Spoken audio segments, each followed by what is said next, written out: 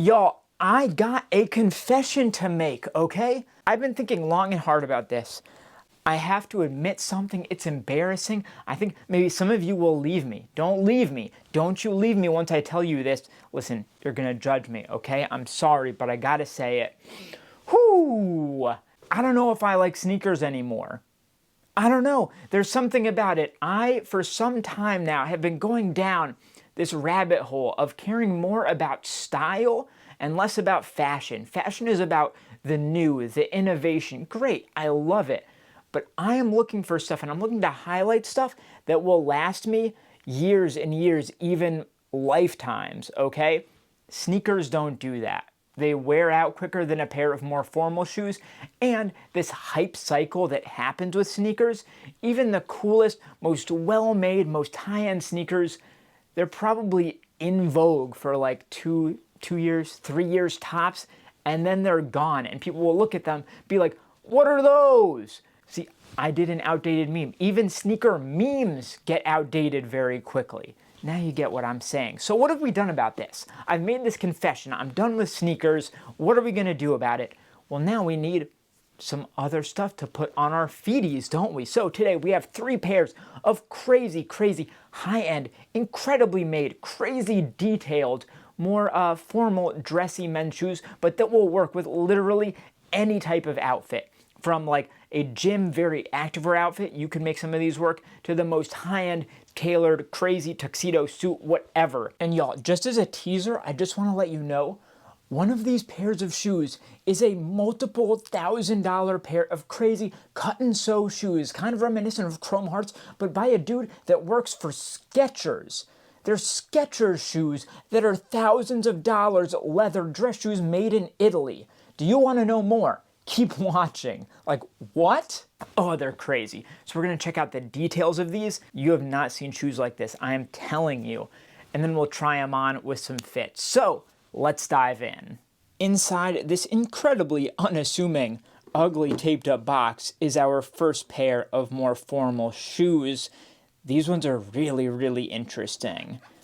Let's take a look here. Yeah, we got a pair of loafers, leather loafers, vintage, super long toe.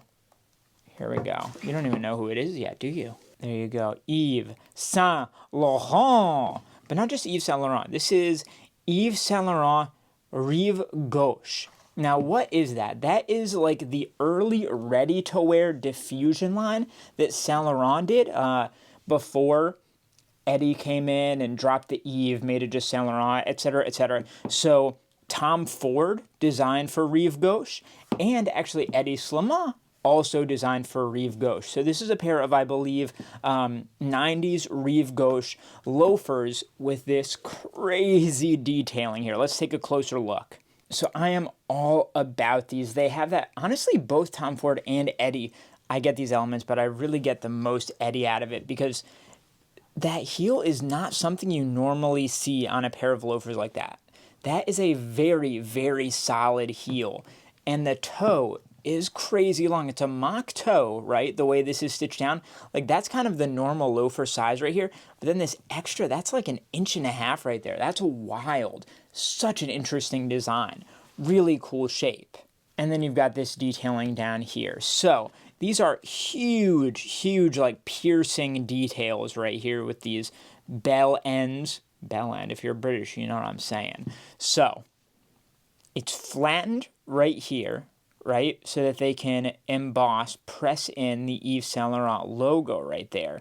And this is silver tone with like a white gold, I would say, kind of endings here.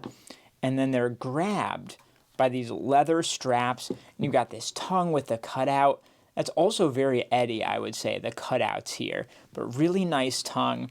We've already talked about that heel, stacked leather, really beautiful curve before it straightens out to the toe with a light flip up towards the end.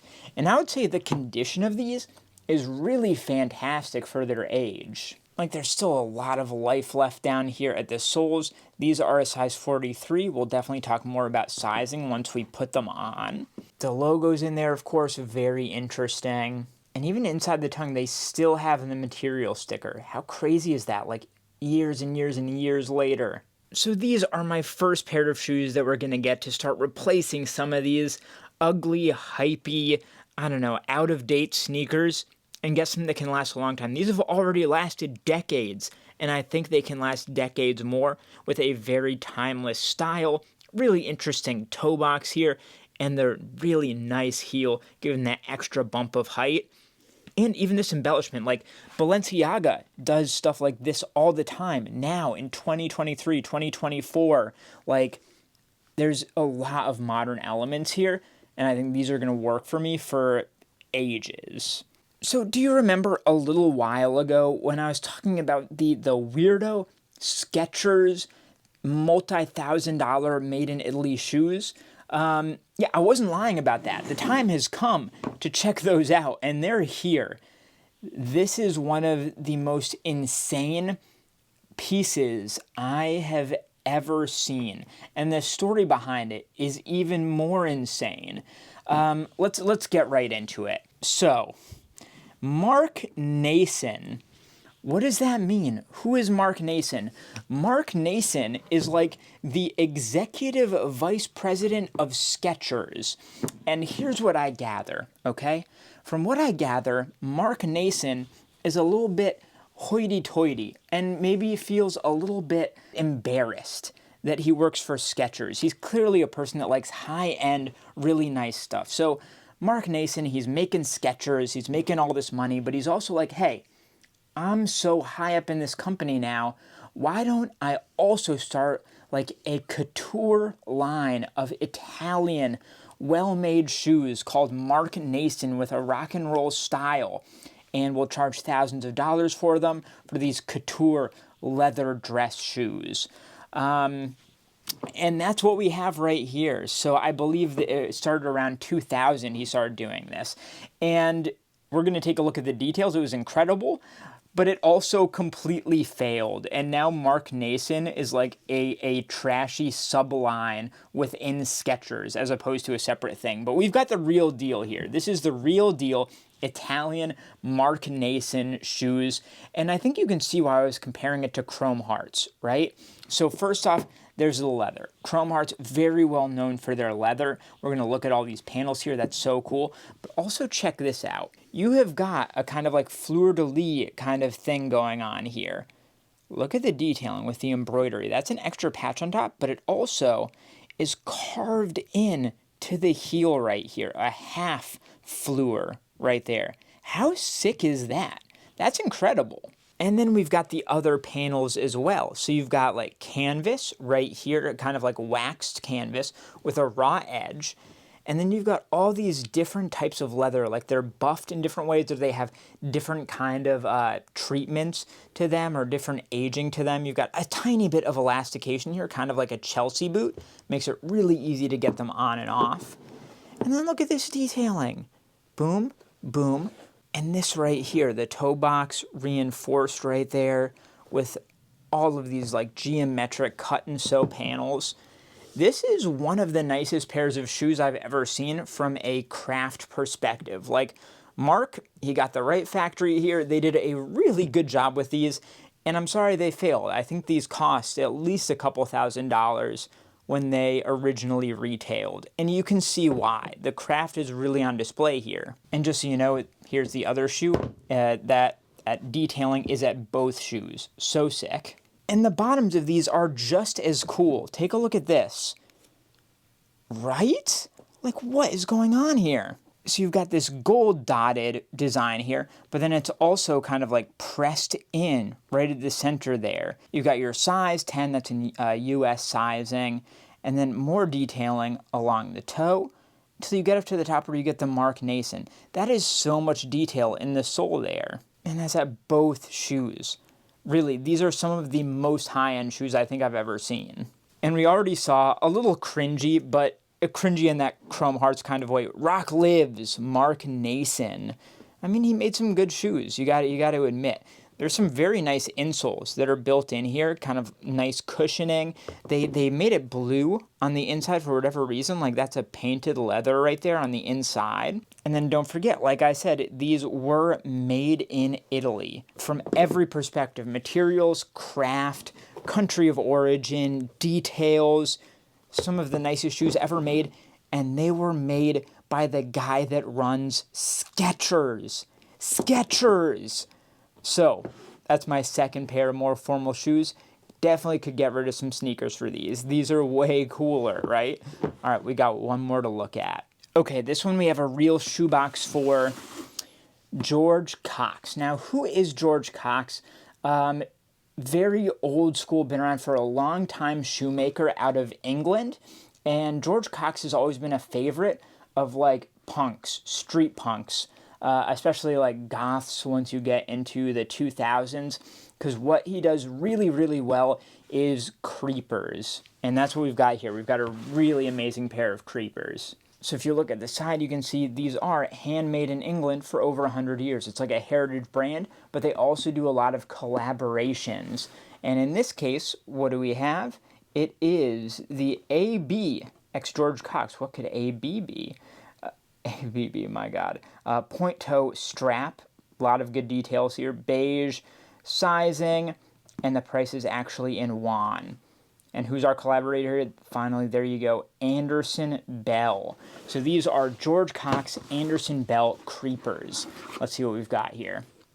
Open it up, some George Cox stock paper. There we go. You're starting to get kind of like a theme here. I like stuff with a bit of edge to them. And I think, honestly, you can get a lot more authentic edge out of shoes like this than with sneakers, where edge can feel a bit forced. But these have like an attitude to them that like you cannot fake. You don't get this kind of attitude from a pair of sneakers, honestly. Is there anything interesting with the tags here that's cool? Like silver tag, RFID maybe, some stuff about George Cox here. Legacy is embedded, crafted in Northamptonshire by skilled hands and honest machinery, handmade in England. That's so sick. I do love that. And then the Anderson Bell tag. Okay, let's check out these shoes. So this is a pair of creepers. And if you're not familiar, what does that mean? It really has to do with this sole right here. It's like a rubber sole here. This is a very chunky pair of creepers. Not all of them are this chunky, although it does kind of come with the territory. So these are a pair of pointed toe black leather creepers. And really what Anderson Bell added here are two things, because this is a classic George Cox style. I think that they call this the Diano, the pointed toe creepers. But what Anderson Bell did, they may have actually made them a bit chunkier, first of all, the sole. But they added this beige leather, like monk strap, belted strap here, which is fantastic. And they also added this beige matching piping that goes all the way around. And that gives it a nice little bit of almost preppiness, which is something that Anderson Bell does very well. Like preppiness in this kind of punk style and punk way. So you got these nice pointed toes, this strap detailing, and this chunky rubber sole. So these are probably like the most sneakery of the bunch because they have a more sneaker style sole, but in this classic England kind of street punk way. The detailing is just awesome. You already saw it's handmade in England. You don't get a ton of detail at the bottom. None. There's no branding there. That's kind of like the creeper way. But I love that this strap, it goes right under there into the midsole on both sides. And then you get this like rubber going around. I think that's covering stitches right there. Super cool. And then right there at the insole, I think it's a leather insole in gold, George Cox and Anderson Bell. And these were made in England, and they're a size 8. And I'm not a size 8. I don't wear a size 8. I'm a US men's size 10. But the thing is, something to keep in mind, very important if you're buying George Cox, is that it is in UK sizing, so it's already a size big. So that would be like a 9 compared to my 10. And George Cox itself, if you do some research, also runs very big. So I went with an 8. And as you'll see, I'm happy I did. But man, this might be like the most fitting of the bunch. This is so far up my alley, and I can already think of so many fits that these are going to be perfect with. But this video ain't over. We've got 3 pairs of crazy, crazy shoes here, and we've got to try them on. We don't need these sneakers anymore. Why do we need sneakers when we've got these? You saw them, they're sick. But you haven't seen them in their full glory, because now we need to put them on. I need to tell you how they feel, how they fit, all that fun stuff. So let's do it. But first, we need to know, what are we gonna wear these? We can't just wear shoes by themselves. We would get arrested if we went out like that, okay? We need fits to go around it. What fit or fits will work with these? Let's see. So like I said, ideally, these shoes are going to be able to work with any type of look that sneakers could have, maybe even better. So what I want to do is I want to try a streetwear look, which we've got right here, and a dressy tailored look, which we have right here in our Balenciaga suit. So 2 completely opposite ends of the spectrum. Let's see how these more dressy types of shoes, but still very cool and modern and hip and stylish, let's see how they work out here. All right, I am so excited to try these on. And here is the most interesting thing about more like formal classic footwear compared to sneakers, is that sneakers, they tend to work with more streetwear, activewear type of looks most naturally. If you have on a pair of sweatpants and a t-shirt, you throw on a pair of sneakers, obviously that makes sense. Whereas more formal shoes, leather shoes, etc., are going to be a bit tougher to work into those types of looks.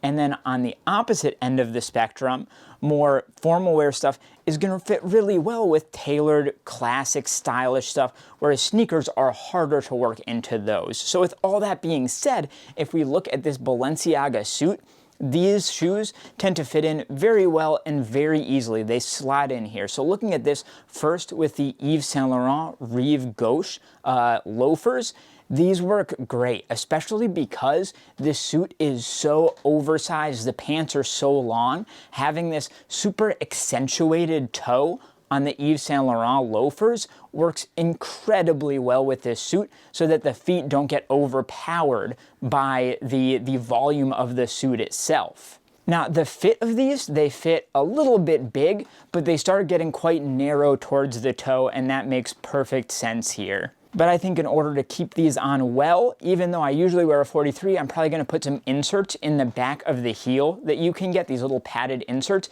that keep them from flopping around too much. But the feel of these is really fantastic. Like I said, they are decades old, so they're broken in really well, but even with all that being said, the condition is still incredibly good for their age. Maybe I'll get them restored a little bit at some point. You know, you could get them resoled, new insoles, you could touch up the leather on the upper a bit, but honestly, I'm happy with the condition of these. And then if we see these on the streetwear look, honestly, it's still quite fun. Loafers tend to work quite well when the ankle on your pants comes up pretty high, like a cropped pair of pants, Rick Owens or whatever. I feel works really well with loafers, especially even you can take the socks off and really accentuate that like open ankle, and I like the way it looks. Now these, sure, they're a touch more formal than the rest of the look, but I think especially with the pants, they play off those really well.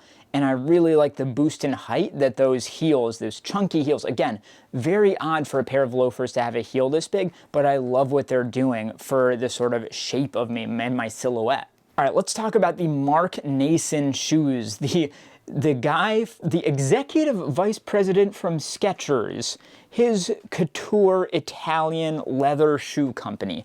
This is one of the weirdest things I've ever seen.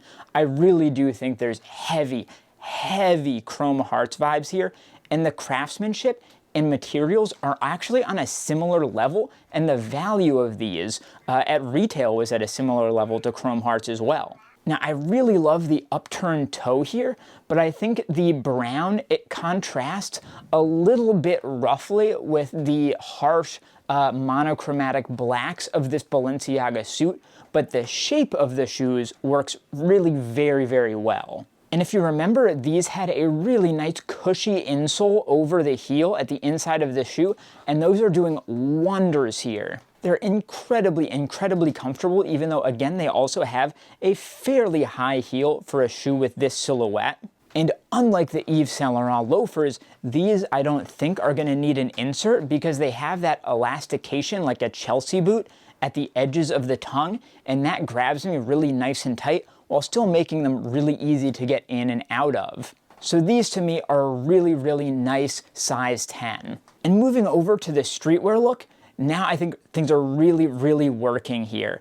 In retrospect, you know, a different color sock or even no socks or a no-show sock could have done well here, but I really love the way that the cut and sew brown leather of these is playing off both the beige of the jacket and the purple of the Children of the Discordant sweatshirt underneath. And I think this upturned toe look, very classic look, works with a massive variety of different types of outfits. And now finally, let's talk about the George Cox Anderson Bell Creepers.